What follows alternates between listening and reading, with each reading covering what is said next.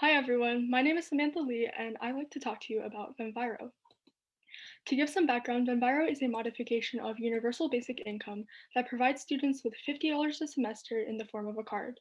This money can be spent at local businesses that commit themselves to sustainable practices and environmental education.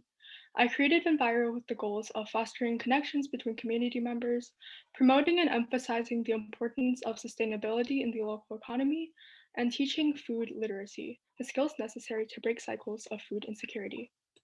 To start, I first had to reach out to stakeholders, so I talked to my school administration, who gave me clearance to run my project and also pointed me in the direction of student support services within the district. I then met with my school social worker to discuss involving vulnerable student populations, including McKinney-Vento, so homeless youth, and foster youth. The social worker and administration are part of Arroyo's coordination of services team, which provides students with academic, health, and emergency resources.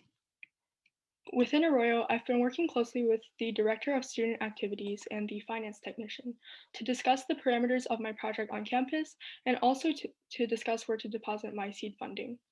I have also spoken to the leaders of the Transportation, Engineering, and Design, or TREND Academy at my school, who are introducing an environmental sustainability course next year that includes sustainable food systems. My vice principal connected me to two valuable student support services within the district, the first being the Health and Wellness Coordinator and the Health and Wellness Advisory Council.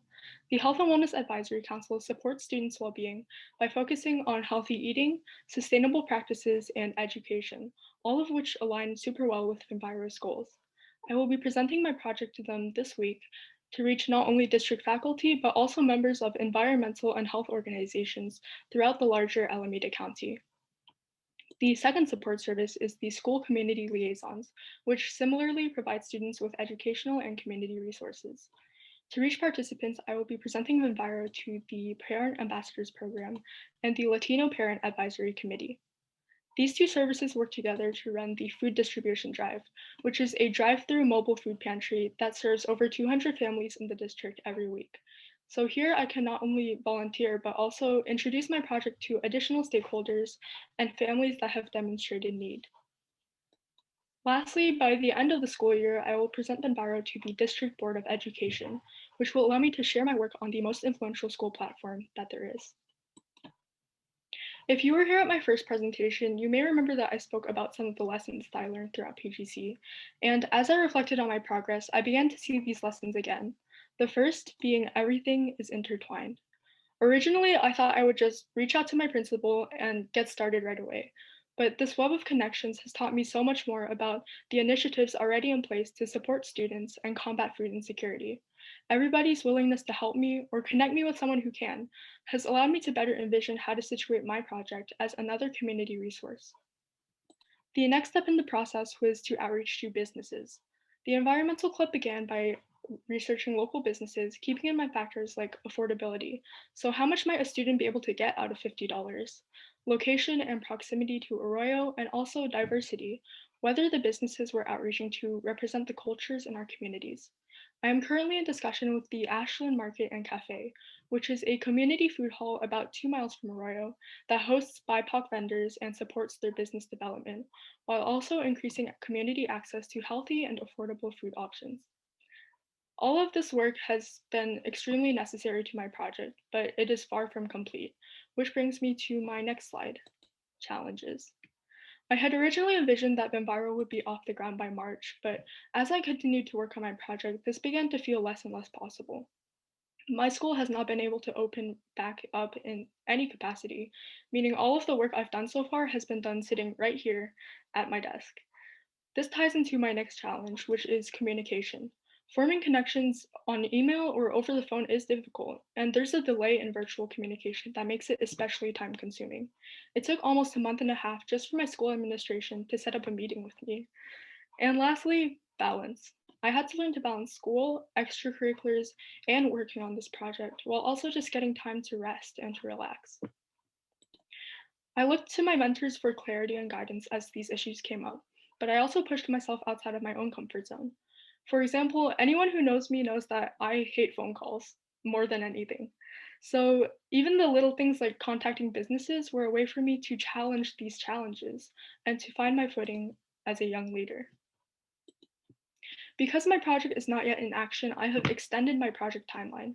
From May to June, I will promote to families through stakeholders with the use of a participant application and survey, collecting data on transportation and accessibility, initial understanding of food literacy, and also potential to benefit from this program.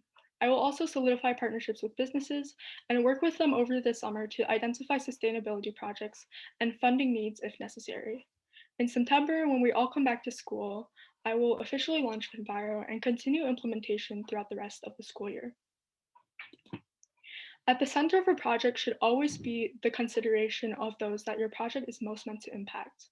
As I spoke with student support services, I began to realize that although financial freedom is an important step in food literacy, it's also important that participants have concrete learning experiences that they can draw information from.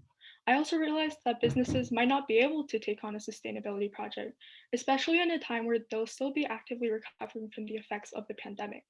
With this in mind, I will create a year-long educational curriculum covering topics essential to food literacy, things like food justice, nutrition, food production and agriculture, and health and well-being. I will develop this curriculum by building on the environmental sustainability course, looking to existing nutrition and food education workshops led by the school community liaisons, and also researching and incorporating parts of online curriculums. Businesses unable to commit themselves to a sustainability project can contribute to this curriculum and engage directly with youth through methods like workshops, field trips, discussions, readings, and also connecting students to larger outside opportunities. This will give participants a nuanced understanding of food justice as it relates to each part of our lives, skills that they can pass on to others in their communities. And this brings me to my third lesson, which is we all start somewhere. At my first presentation, I used the quote, "A journey of 1,000 miles begins with a single step."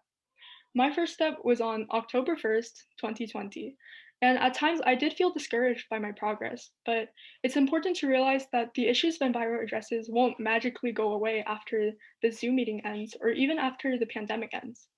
With the steps I have taken so far, I will continue on my journey of 1,000 miles to fight food insecurity and make Venviro a reality.